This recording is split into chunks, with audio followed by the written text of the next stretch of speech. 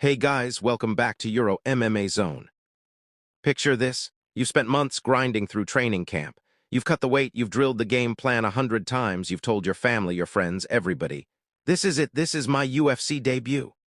And then days before you're supposed to walk out to that octagon, one person looks at a tiny mark on your forehead and says, no. Just like that, fight over, dream paused, no way to argue your way back in. That's exactly what happened to Jessie Rosas. And if that name sounds familiar, it should, because his younger brother is none other than Raul Rosas Jr., one of the most talked-about young prospects in the UFC bantamweight division. This wasn't supposed to be just another prelim edition. This was a family moment, a brother finally getting his shot on the same stage, and it almost got ripped away over something most people wouldn't even notice if they walked past you on the street.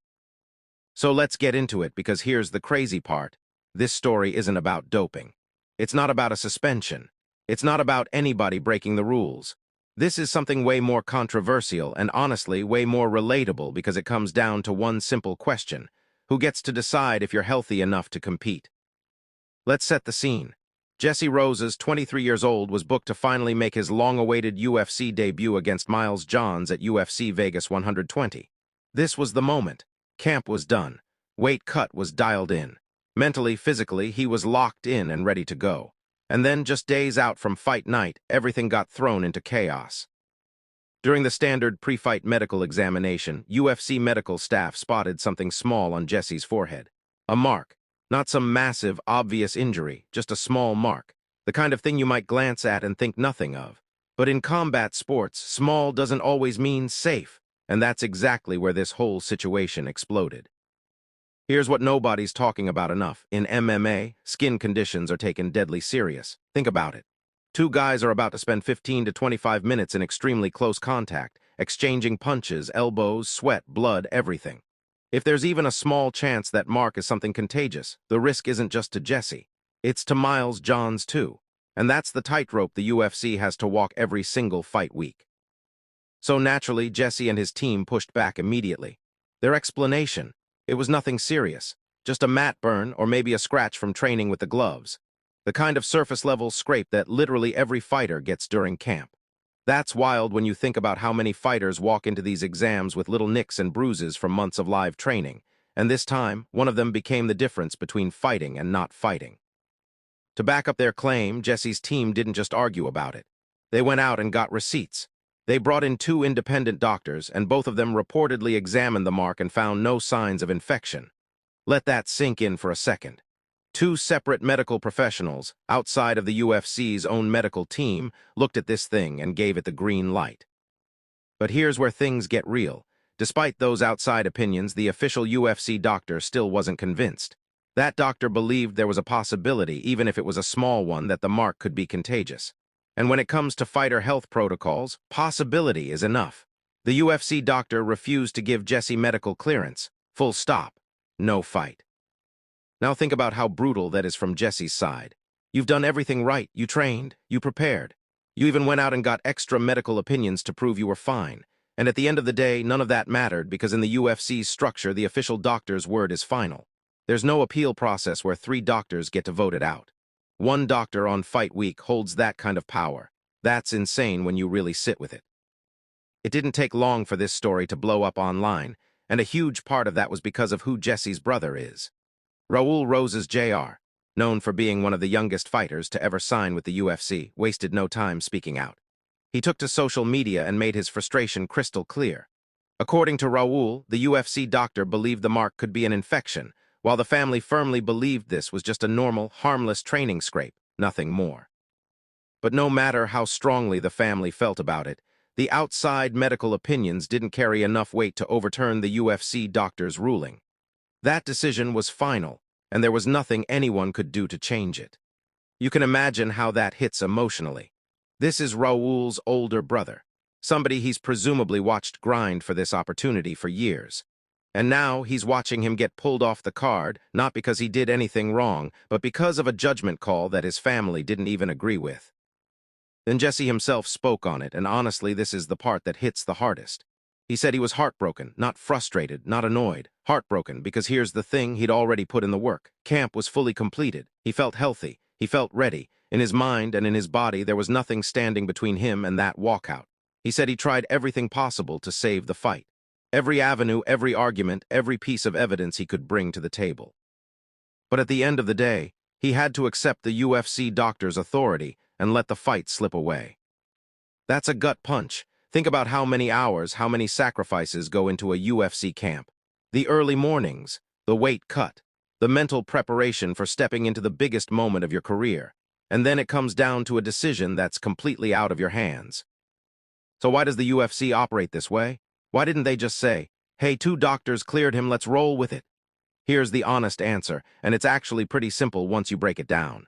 The UFC follows extremely strict health and safety protocols, and when it comes to skin conditions specifically, doctors are trained to think about worst-case scenarios, not best-case scenarios. If there's any chance, even a low chance, that a lesion could be contagious, the doctor has to consider what happens if that risk becomes real in real time, in the middle of a live fight, with 2 athletes in constant physical contact. Think about that. It's not really about whether Jessie was probably fine. It's about what happens in the small percentage chance that he wasn't. The UFC doesn't want to be the organization that let a potentially contagious condition spread between 2 competitors in front of millions of people. So even when the odds are low, the organization tends to play it safe rather than sorry. That's the trade-off. Fighter safety, both fighters, over one fighter's opportunity. Now here's where the story takes an interesting turn, because instead of just scrapping the whole matchup and moving on, the UFC found a way to salvage the card. That's actually a pretty big deal, because these things don't always work out this cleanly. On extremely short notice, Jessie Rosas stepped up and accepted the fight against Miles Johns. But here's the plot twist. The bout wasn't kept at the original weight class. Instead, it got shifted into a featherweight contest. Think about what that means for Jessie Rosas. Getting a call like that on short notice to step in and fight in a different weight class than originally planned, that takes serious guts. That's the kind of opportunity that can make or break a UFC career, and he said yes without hesitation.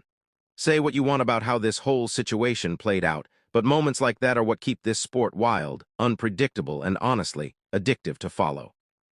Once this story got out, the MMA community did what the MMA community always does. They went straight to debate mode. And this wasn't a one-sided conversation either.